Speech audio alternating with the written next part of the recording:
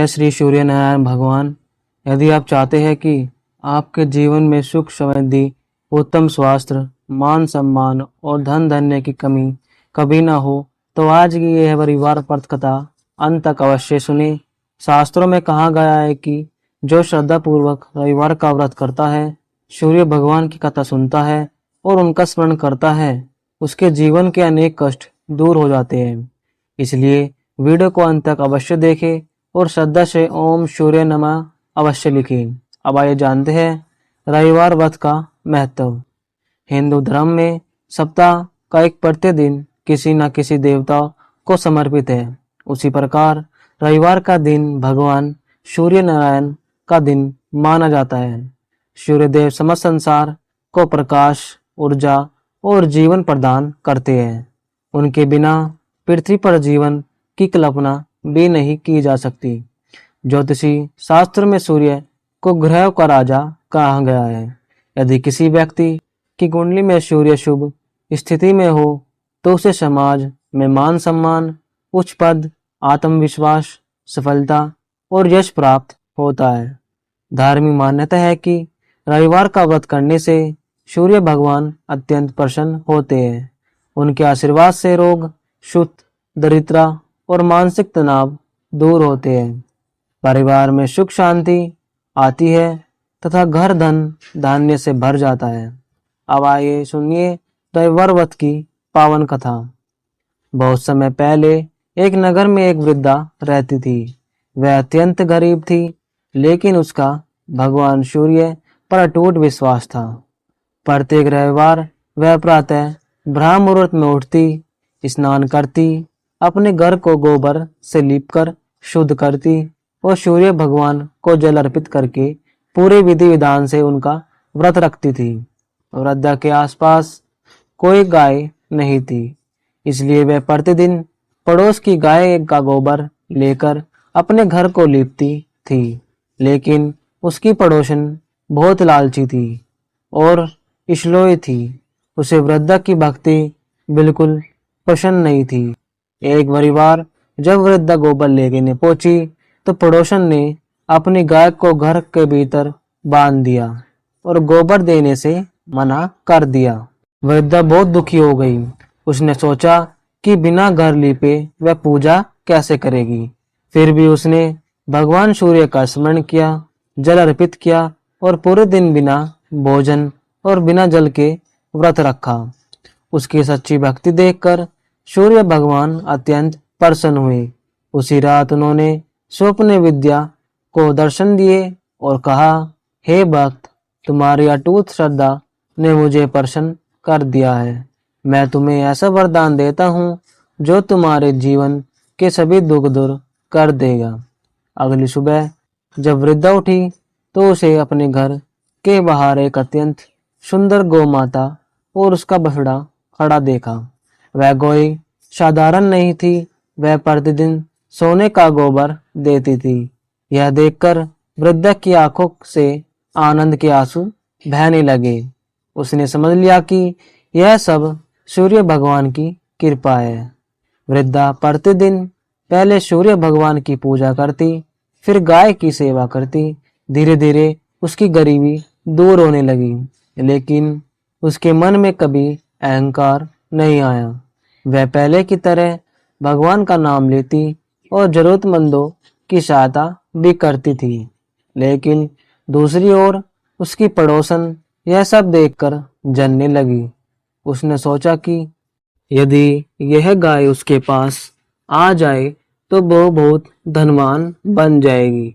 इसी लालच में उसने एक दिन रात के अंधेरे में चुपके से गाय का सोना का गोबर उठा लिया ताकि किसी को पता ना चले।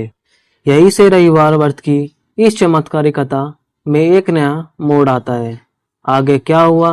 क्या लालची पड़ोसन अपने परिणत में सफल हुई? चलिए सुनते हैं।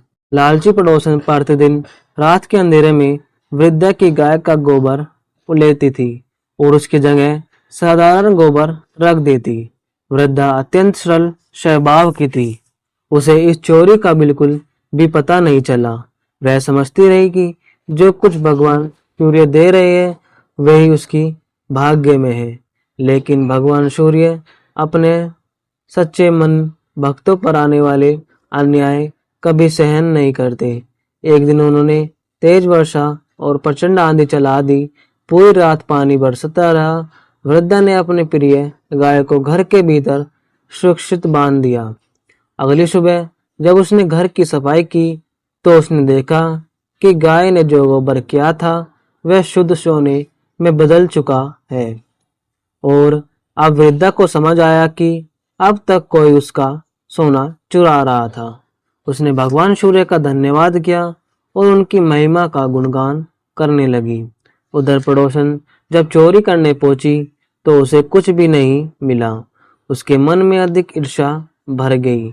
उसने सोचा कि यदि यह गाय की वृद्धा के पास नहीं रहेगी तो सारा धन भी समाप्त हो जाएगा। राजा भी यह सुनकर आश्चर्यचकित रह गया। उसने अपने सैनिकों को आदेश दिया कि वह तुरंत उस गाय को महल में लाए। राजा के सैनिक वृद्धा के घर पहुंचे। उन्होंने बिना किसी उसकी बात सुने उसकी गाय को अपने साथ ले गए। वृद्धा रोती रही, हाथ जोड़कर विनती करती रही कि यह गाय मुझे भगवान सूर्यदेव ने दी है, इसे मत ले जाइए। लेकिन सैनिकों ने उसकी एक ना सुनी। गाय के चाहने के बाद वृद्धा का हृदय टूट गया। उसने भोजन और जल त्याग दिया। वह सूर्य भगवान की मूर्ति के सामने बैठकर रोने लगी और बोली, हे प्रभु, यह गाय आपकी कृपा का प्रसाद थी। यदि मेरी भक्ति सच्ची है तो आप स्वयं मेरी रक्षा कीजिए।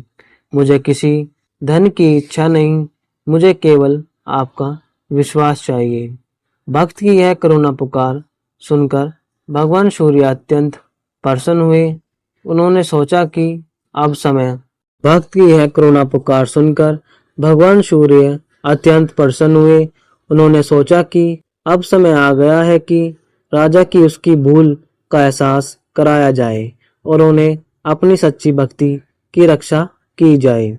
उसी रात भगवान सूर्य ने एक अद्भुत लीला रची। राजमहल में जहाँ गाय को बांधा गया था वहां देखते ही देखते चारों ओर गोबर ही गोबर फैल गया। पूरा महल दुर्गंध से भर गया। सैनिक, सेवक और स्वयं राजा भी इस विचित्र घटना से घबरा गए।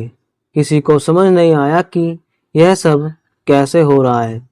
रात के अंतिम पहर भगवान सूर्य राजा के स्वप्न में प्रकट हुए।